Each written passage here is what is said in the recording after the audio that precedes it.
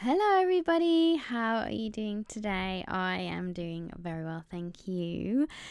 Let's do part 2 of catching up in my Hobonichi. It is ridiculous how much I have to catch up on in this little tiny book. I feel I don't know. I feel bad about it, but at the same time, I cannot feel bad about it because I literally uprooted my entire life and moved back to the other side of the world. So I cannot feel guilty about this. And these moments too, like coming home, setting up my life again, seeing my family, all these things, they're things that I really want to document, and I want to document well and have lots of photographs and things. So I don't want to feel too guilty at the fact that I just left it alone and did hardly anything in my Hobonichi. And if this is you, if you're watching this video and you think the same thing, like I love journaling, I do it as a hobby, it's something I do in my spare time, but I actually I have a diary with dates in it that I've missed out loads of dates. Don't feel bad about it. Life, this is what happens. Like, it catches up with us, and there's sometimes there's a lull and not much going on, and then other times there's just lots of crazy things happening, and you don't have time to sit and do this. I mean, this is like a little joy for me, and it's something that I do in my spare time for fun. It's like a necessity that I have to sit and do this. But I'm doing it for my future self. I'm already so happy to look back on my journals. I have been writing a diary since I was 9 years old, so I've always documented my life in this way. I think I can thank my mom for that, because she used to sit with us and do like photo journals and things like that when we were really young. So I've always documented my life, like in different ways, whether it be via YouTube. I used to have another YouTube channel where I'm sure some of you remember, where I would do vlogs.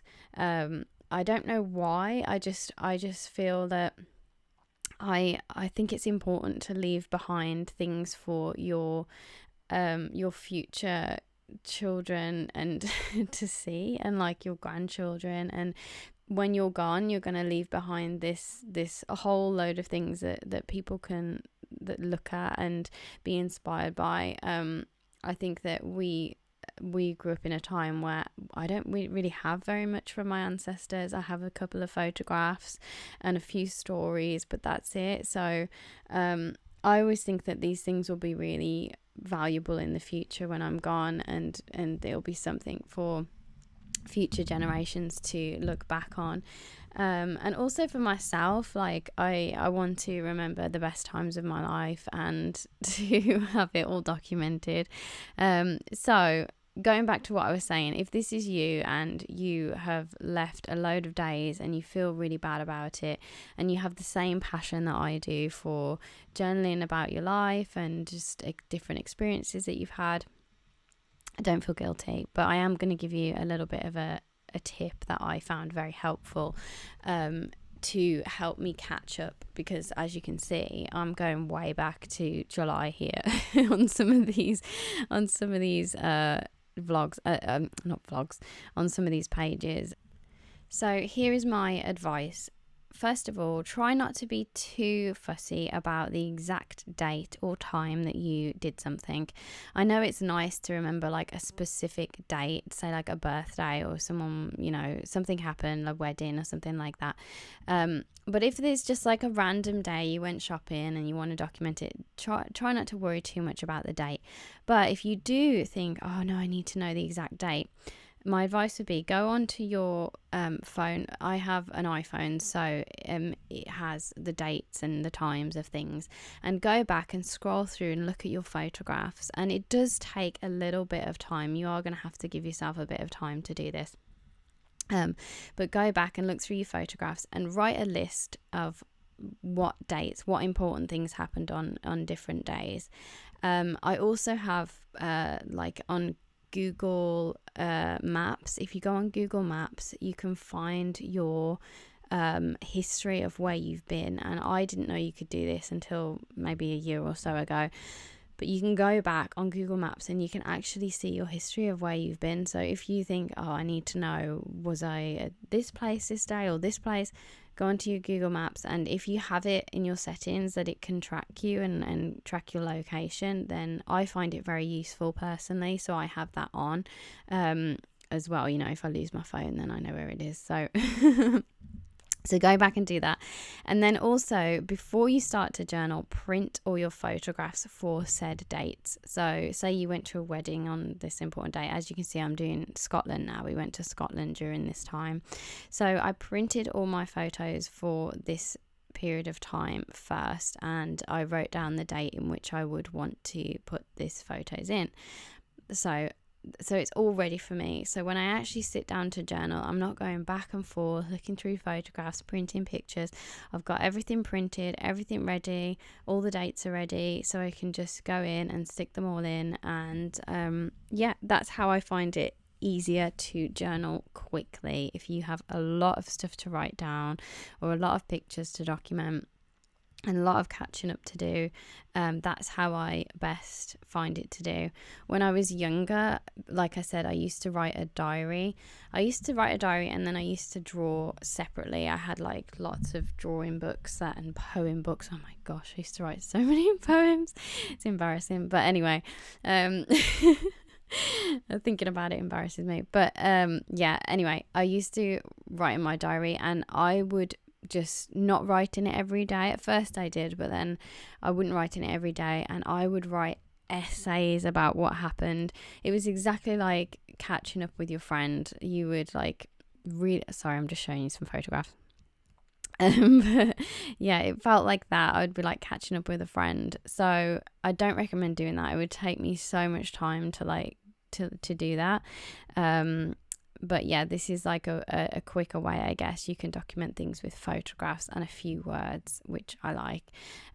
So I was showing you some photographs there because I recently watched Wednesday on Netflix, and I think it's absolutely brilliant. I loved it. I've always been a huge Tim Burton fan, and I actually said to my husband that Wednesday reminded me of me when I was younger. Not because I was like rude or obsessed with death or anything like that, but just because I kind of dressed like that. And I went back onto my Instagram from when I was modeling, and I found some photographs that were inspired by Wednesday or Tim Burton-esque or stripy things or whatever, and I just put them in there as well, because that was like the conversation we were having.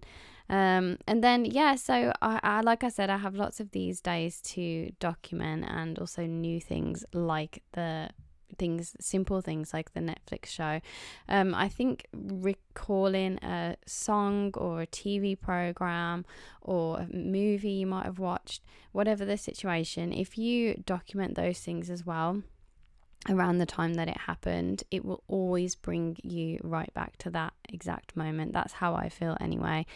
You might think, why would I need to write down that song or something like that? But if you go on a trip or there's always like music that reminds you of that trip. There's always like I was going to say a CD for that trip, but it's more like a Spotify playlist now, isn't it?